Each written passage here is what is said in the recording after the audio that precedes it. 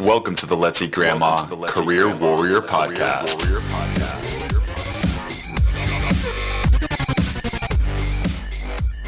And welcome to the 70th episode of the Let's Eat Grandma Career Warrior Podcast, where our goal is not only to help you land your dream job, but to help you live your best life. We just got finished with our 5-part More Energy at Work series, in which we explored other areas that make us better people. It is not just about having a solid resume or even a great job. Your career, your lives are about the entire picture. How are you feeling when you show up at work? Is your lifestyle healthy? Are you living a fulfilling life? I've chosen to dive deep into fitness because if you can get your fitness routine down, you can apply the same exact principles to your career. You understand the importance of setting goals, getting a routine down that supports those goals, and the value of patience, strategy, and hard work. Fitness is a catalyst for transformation.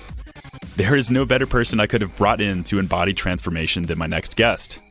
Shea Boland is a personal trainer, men's intuitive coach, speaker, and recovery advocate.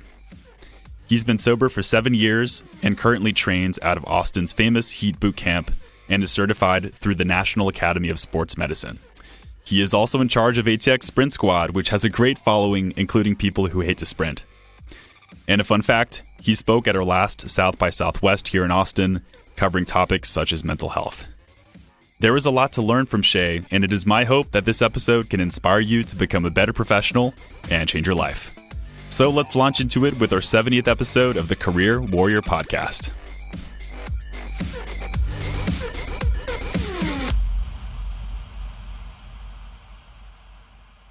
All right, Shea, how are you doing today? I'm doing well. I'm so stoked to be here. Great to have you. I'm going to throw you off with a question I didn't tell you about. How do you take such great pictures on Instagram? Yes, I love it. You're like a model. It's incredible. Well, it started with a little bit of trial and error and just a tad bit of narcissism in the beginning when I started, really trying to grow my social media and also hiring people and having good friends and networking with fun content creators, and I'd love to get creative. So yeah, it's been this interesting sort of trial and error relationship with social media and photography. Yeah, that's awesome. You can really tell if you go onto his page. It's just he's such a photogenic guy, and just makes you excited and inspired to live your best life. So I was really excited to have you on here. And I just kind of want to hear a little bit, opening up, just share a little bit about yourself, specifically talk about your relationship with fitness and how that's changed you. Sure. Yeah. Well, I'm 34 years old, born and raised in Montana, moved to Austin about almost 7 years ago. I came to Austin to get sober. I hit rock bottom out in Los Angeles with heroin addiction. And that's a whole nother chapter. But basically that became the starting point for me to start over, to basically work my way out of the hole that I dug myself as a result of addiction. Fitness was an integral part of my journey and still continues to be. I'll never forget October 26, 2012 was my first day sober at a men's treatment program out in Westlake, Texas. And I was just, basically in the fetal position on the floor, kind of rocking back and forth with the detox that I was going through. And when I got out of that detox, and I remember jumping in the pool in the backyard that we had and just feeling reborn, just like, let's do this. It's either I was going to go left or I was going to go right. And right after I jumped in the pool and worked my way out of those terrible symptoms, we had a CrossFit workout plan that I was actually neglecting for the past few days because I was so sick, but Sure. And and then I just felt this sense of empowerment and let's do this. And so it's just grown since that day. That's spectacular. Gosh, what a transformation. I, first of all, can imagine what it's like being just, you're chemically dependent, every part of your being on this substance, and having to withdraw from that, really, really tough thing to do.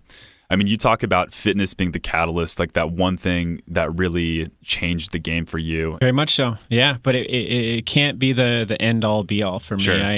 I think there's been times in my fitness journey where I have put kind of all my eggs in one basket, and but then my mental health starts slipping a little bit, and I found myself compulsively working out. And so it's been this kind of ebb and flow of what feels right, what doesn't feel right. But in the beginning, it was...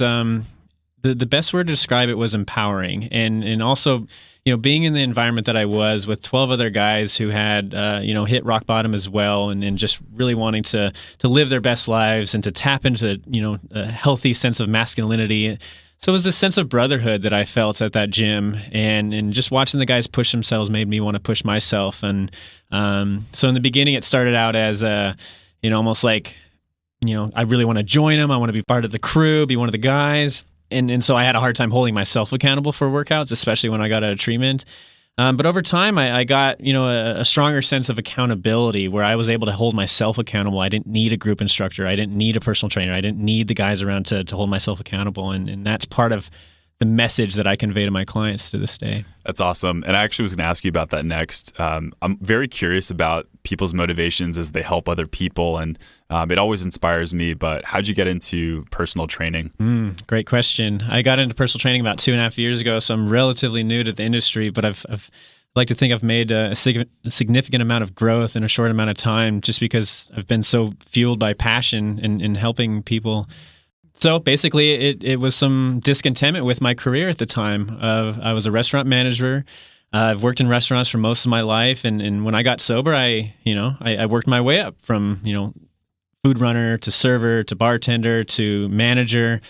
And after I was climbing that ladder, and I looked into the future and what other opportunities lay there for me, and I didn't like what I saw. I didn't want to work behind a desk.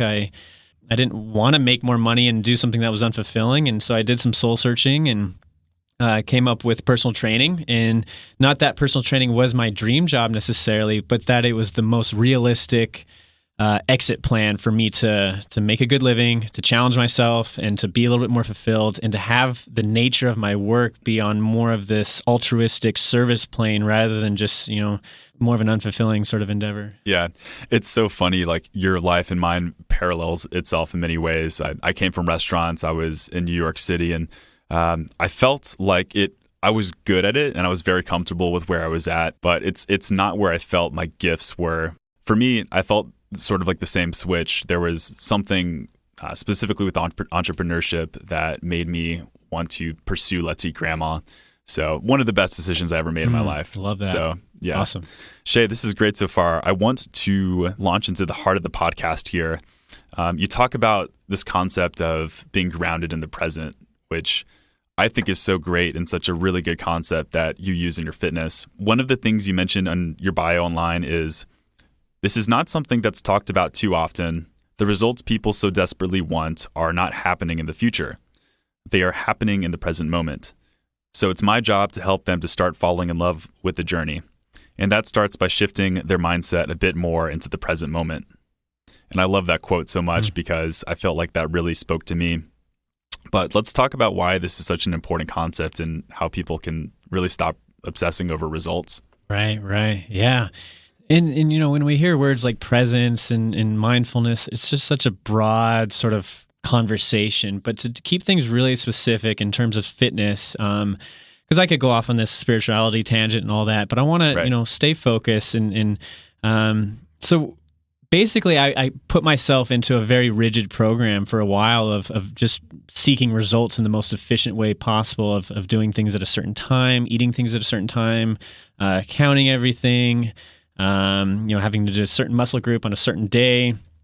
And it started to feel a little too compulsive, to where I wasn't enjoying the process as much. And it almost started to feel a little bit obligational, where what I really wanted to do, just as an example, is go ride my bike and listen to loud music. But that was contradictory to my goals at the time. And, I'm someone who can't do too much cardio, or else I will lose the muscle mass that I worked so hard for. Same. Yeah. I'm a hard gainer. Hard gainer. Yes. And so I had to, I felt some burnout and some discontentment so I shifted into more of this intuitive approach of getting out of the box and getting out of the rigidity of what I was used to, and just doing whatever I felt like doing, but also still holding myself accountable to get a good workout in and all that. And so when I shifted things into more of an intuitive approach so when I walk into the gym, I'm asking myself, how do I feel? What's the energy level like? Also taking into consideration my goals, like, am I lifting heavy today? Am I doing a little bit more cardio? What's sore? What's not sore? What would really challenge me today? All of that with listening to my body. Like, that's the primary driver for all of this. So love it. Yeah. Listening to my body. And then to take it a step further, that's the requirement is presence, like to be really present with myself. So for example, if I'm sitting 30 minutes deep into a workout and I am just not wanting to proceed, I'm wanting to quit or to leave, I'm starting to feel lazy, I've got to take a moment and check in with myself. Is this laziness thoughts that are coming up right now? Or am I listening to my body that I've had too much and I'm pushing it, I'm starting to feel nauseous? And so to have that internal discourse was very important for me, to basically have more freedom with my workouts and more fulfillment. It's liberating. You're completely right. And one of the reasons I asked this question is I am the epitome of obsessing about results and outcomes and numbers and metrics and things like that. So for me, a big goal of mine has been building muscle, ever since I was like 14, got called skinny kid in high school all the time. But it's just like how many pounds can I put on, this month? Right. I think it's such a good thing you call out, talking about the process, talking about enjoying the gym, talking about being in touch with your body. I mean, those are the things that end up keeping you in the gym and keep you committed. Yeah, very much so. And I want to add one last thing that I think is very pertinent to this topic is basically I worked so hard for when all this shift happened was I got the body of my dreams, like that I was. This is about 2 years ago when I just worked my ass off, did everything by the book and was lean and was big and just like, I loved it. But what was interesting was there was also part of me that was just super discontent. It wasn't good enough. I wanted more muscle. I wanted less fat, almost where I wasn't nourishing that part of my mind that was telling me it wasn't good enough. And so when I shifted things into more enjoyment rather than goals, that's when I became less focused on aesthetics, because the aesthetics didn't make me feel any happier necessarily. It felt very kind of ego driven. And we see this a lot in gyms, that people are so driven by aesthetics, and a lot of my clients, they're in the best shape. It's so fun to work with them because they're in such good shape, but they are the ones that are most discontent with their bodies. It's so crazy. And so my job as not only an intuitive coach and a personal trainer is to break that dialogue and enjoy the process more, because once you achieve those results, if you're not having that positive self-talk, then there's no point. Yeah. Guys, I just want you to pause right now, whatever you're doing, listen and repeat that, because not only can you apply this in your fitness, but a lot of you I know are at this point in your careers where you may not be happy with where you're at right now. You may be finally achieving the salary. Say you just hit 6 figures. Say you just finally got that dream job, but you're just craving something different just because you're just so focused on that outcome. So the principles that Shea are talking about are just incredibly important. It's just being in touch with that present moment, which of course is the buzz phrase of the last 5-10 years, but it is just so key. Yeah. So, yeah. I mean, this is just part of this delusion in our society that I'll be happy if, I'll be happy when.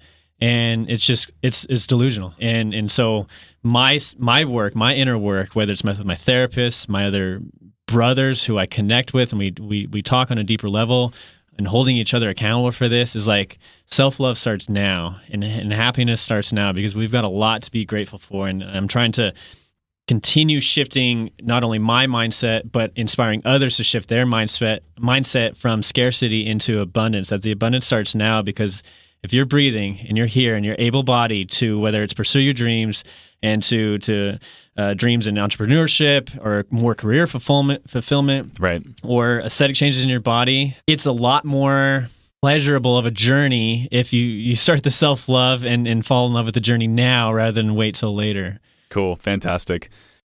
I think it's so important to talk about the more substantive first, and guys, we'll get into the strategy and some things we can employ to start getting in the habit of fitness and working out. Just want to cover one more thing here. This is almost paradoxical in a way, because we just talked about being happy, being present in the moment. But another concept you talked at South by Southwest was the idea of leaving your comfort zone and finding more fulfillment. Why is this such an important concept? Yeah, love that question. Yeah, so just a moment ago, we were talking about finding peace with the journey and self-love and all that. But there's also this other conversation about hustle and achieving great things and taking action and getting out of your comfort zone.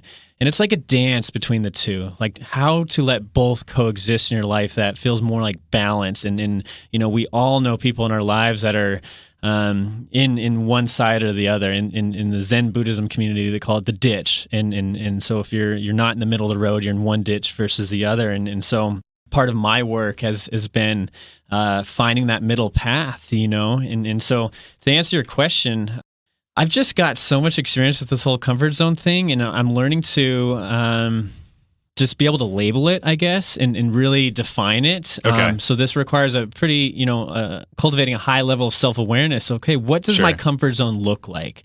And then also you start to go down a path of what are my limiting beliefs? What do I believe about myself and the world around me that seems to be keeping me stuck? And when you can first have that foundation of labeling those things, then we know how to move past them. So then you've got to get a clear idea, almost like a North Star, so to speak, on how to start striving for something greater than yourself.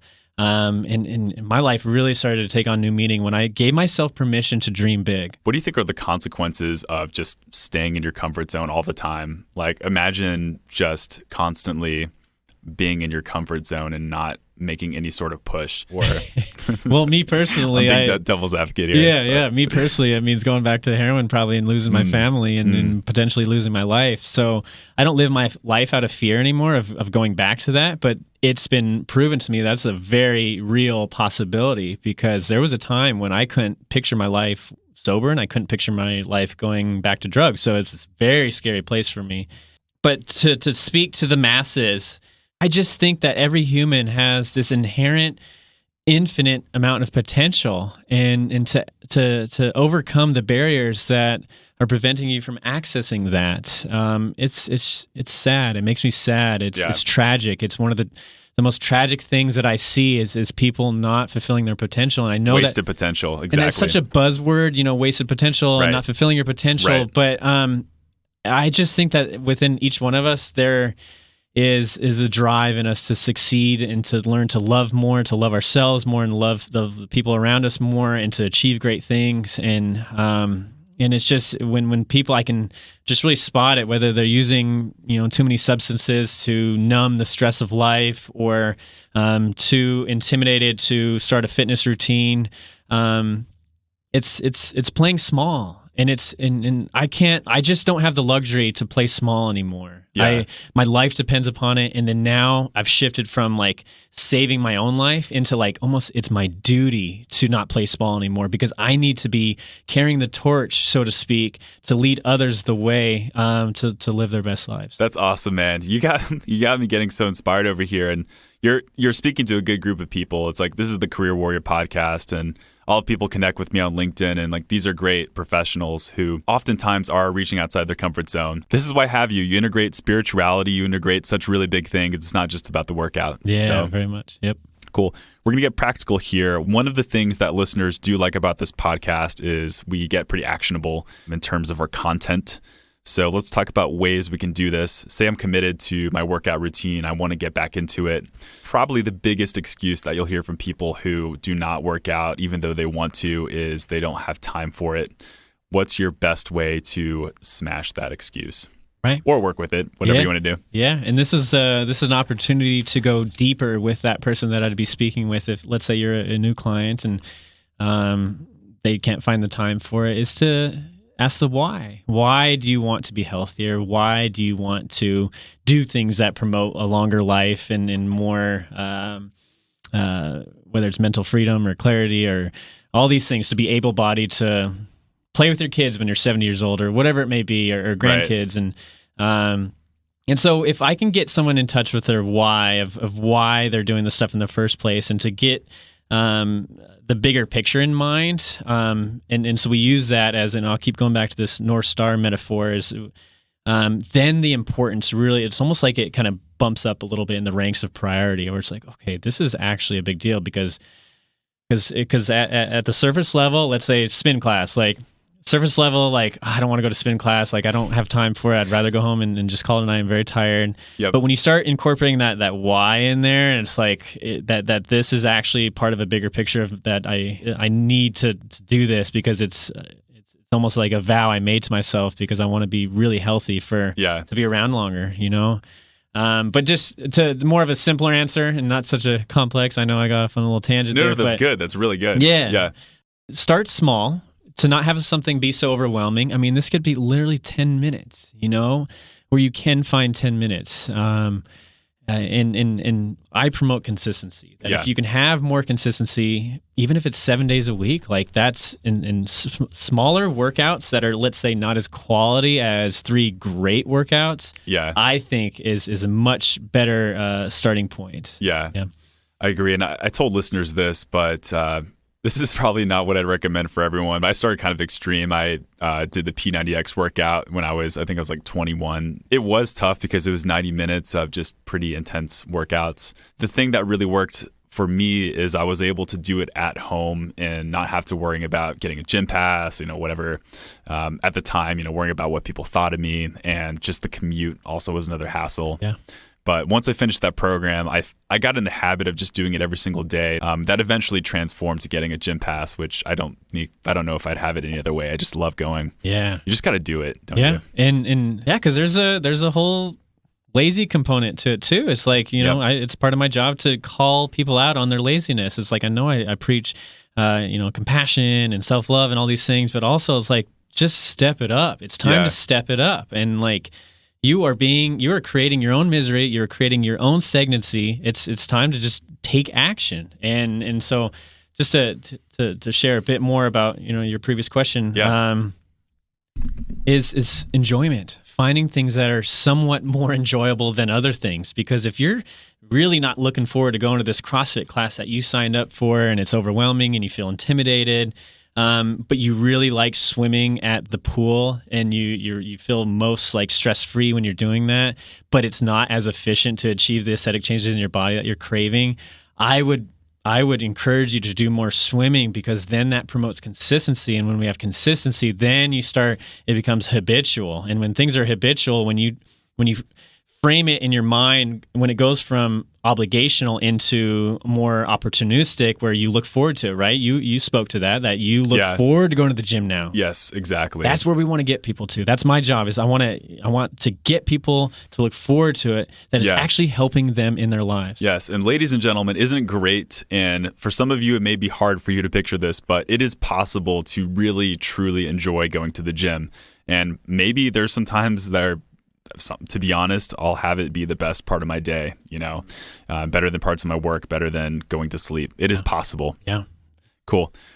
Shea, this one's a little bit tougher to answer, but how can I get started with an actual routine? Let's say I'm ready to get back into it. How would I even know where to start with that? Right. Yeah, I think first what comes to mind is just education. There needs to be some sort of education on how to get to where you want to go. Because if you have a significant, let's say, fat loss journey of 50 plus pounds, I would get, a doctor on your side to be doing tests on, just keeping tabs on certain levels of certain things and hormones and all that.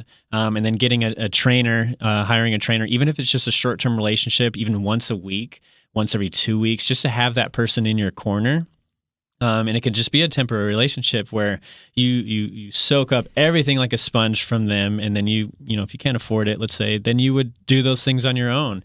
I learned a lot through YouTube. YouTube helped me out so much. Yeah, YouTube's great. Yeah, I learned basically. I think I learned more about personal training on YouTube than I did through my actual certification process. Yeah.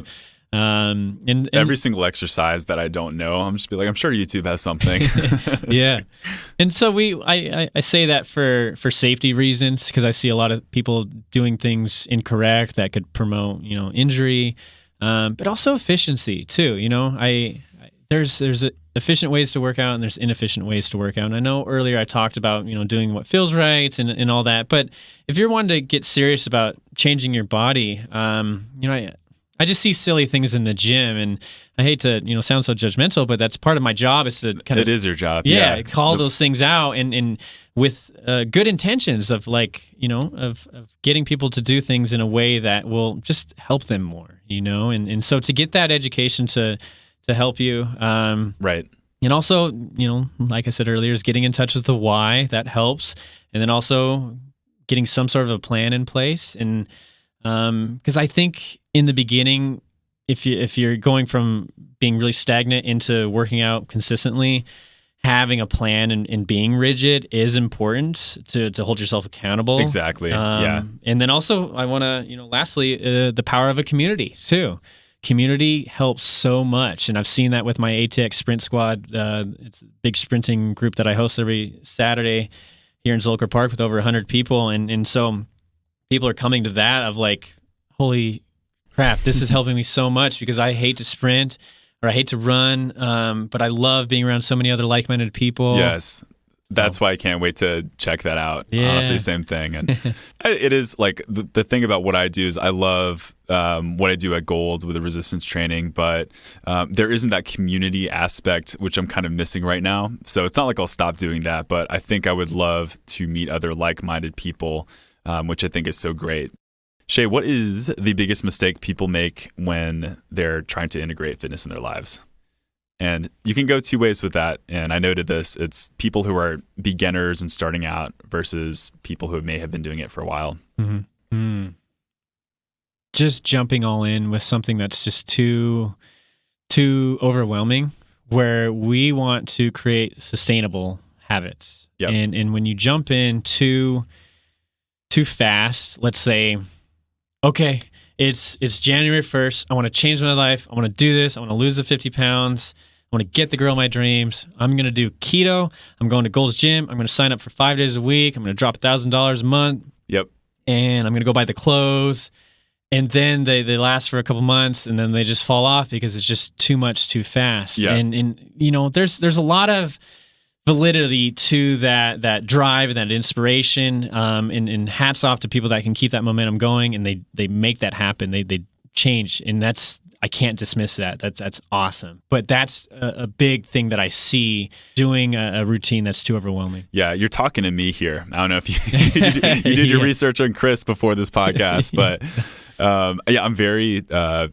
I wouldn't say extreme is the word, but you know, I definitely do dive deep into things. I dive deep into a lot of things, and so what that creates is like a whole bunch of different things where I'm working, you know, pushing it to the limit.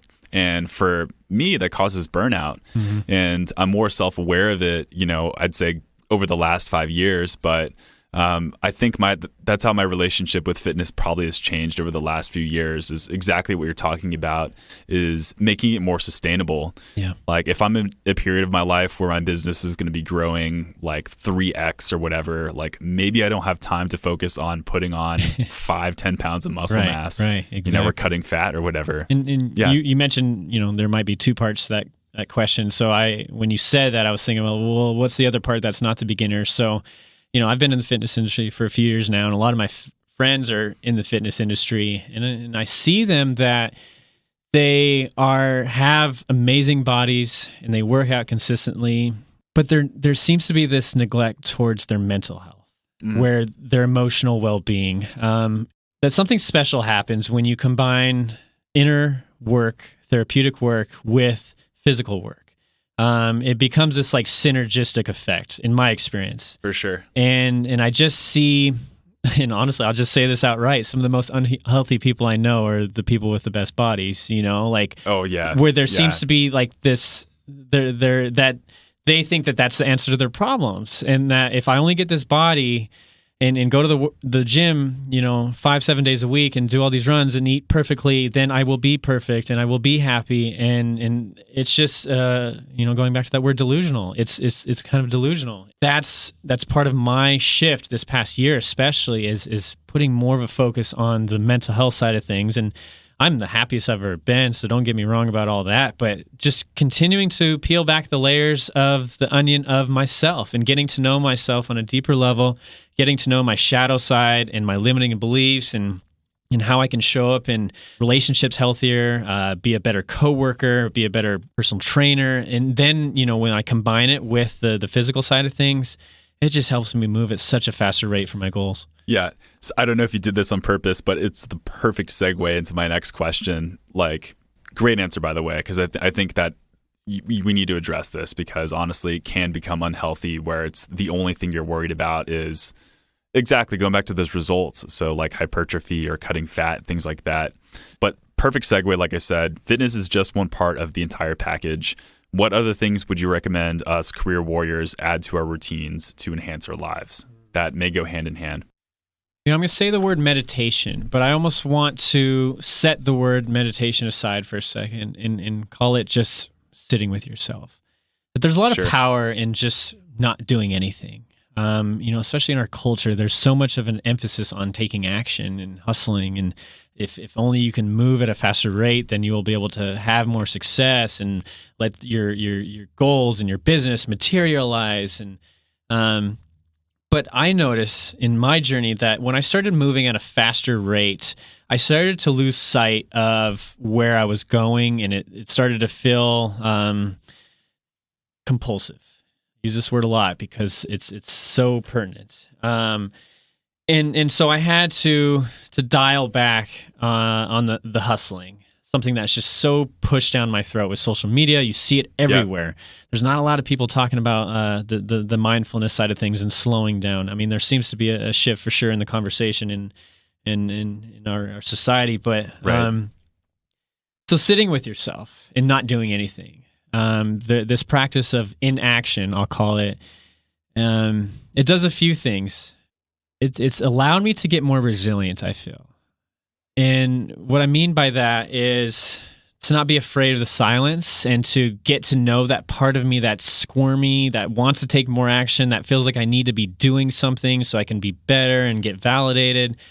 And so with this silence becomes this, it almost lays the foundation, so to speak, for it's an opportunity for me to get to know myself on a deeper level. More of Love it. Yeah. The humanistic side of Shea, like who is Shea and what is my purpose here? I said earlier that shadow side, getting to know my shadow side. And when I can get more comfortable with silence and being alone and not taking action, then I think I'm more in touch with something much greater than myself. And then all of a sudden my perception of myself shifts and my perception of the world around me shifts. And 10 times out of 10 so far, it's been a positive experience to where the world seems less scary. Yeah. I am more loving of myself. I have a clear idea of where I want to go. I could go on and go on. This is where I get really passionate about things. Yeah, no, that's great. It's one of the biggest challenges and something I've experienced is just this constant stimulation we have. I think the biggest perpetrator would be, and I love it, I know you do, but social media is a truly great thing and one of the best tools of our time. But I think it's also an example of how it's becoming tougher and tougher to sit in silence, with ourselves. So I just think it goes back to the idea of being mindful of how you're using it and taking time to have silence. And, I've told listeners my routine, but every single morning I meditate, with a cup of coffee and just gratitude, all that kind of stuff. And then I'll just sit in silence. And I mean, you are right. You really get more in touch with yourself and more in touch with, how is my body feeling? How are my emotions and things like that? Right. Yeah. Thank you, man, for bringing that up. Of course. That's awesome. Yeah. Well, Shea Boland, you've been an excellent guest so far. Any final words of advice for job seekers? The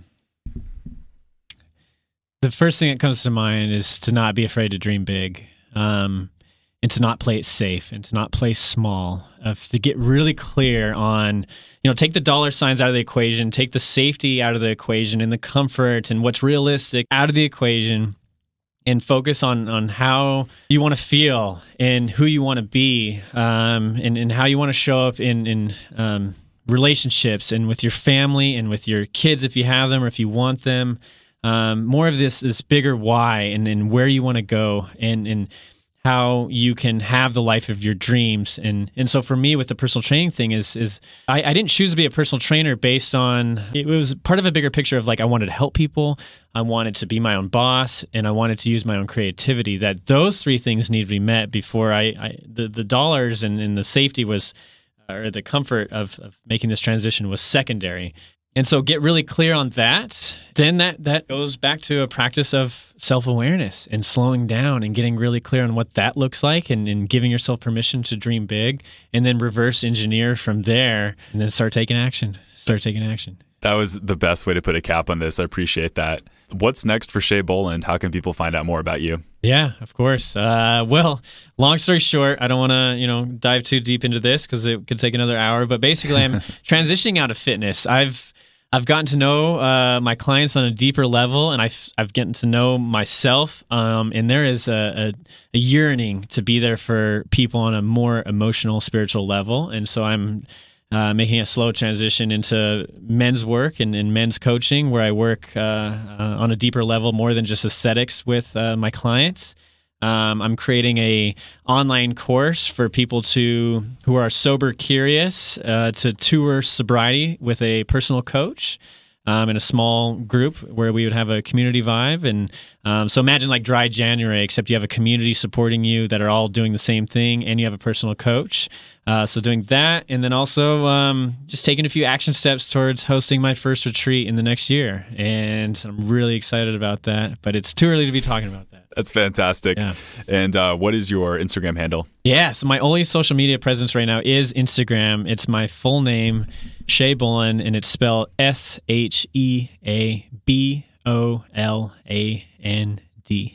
Perfect. And what I'll do for your listeners, as you know, is I will drop the links in the description. So if you're driving, jogging, whatever it may be, make sure to park your car, be safe, and click on that link when you get the chance. Perfect. Well, Shea Boland, you've been an excellent guest here. Can't thank you enough for being on this podcast. I just think you really embody all of these things that career warriors are. So people who are pushing their comfort zones and people who just, to put it simply, just want to live their best life. Thank you for being on board. And listeners, you have some calls to action here if you are looking to be actionable. Dial down.